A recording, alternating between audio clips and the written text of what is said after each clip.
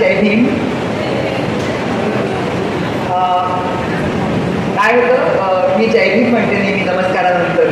तर मला खूप लोक विचारतात की तुम्ही जय भीमवाले आहात का, तुम्ही त्यांच्यातल्या आहात का, असं विचारतात. तर मी त्यांच्यातली आहे, म्हणजे मी आंबेडकरांची आहे. लोक वेगवेगळ्या त्यांचे फॅन्स असतात वेगवेगळ्या लोकांचे, तशी मी आंबेडकरांची आहे. आणि मला असं वाटतं की भारतातल्या प्रत्येक भगिनीला जय भीम म्हणावं असं वाटलं पाहिजे.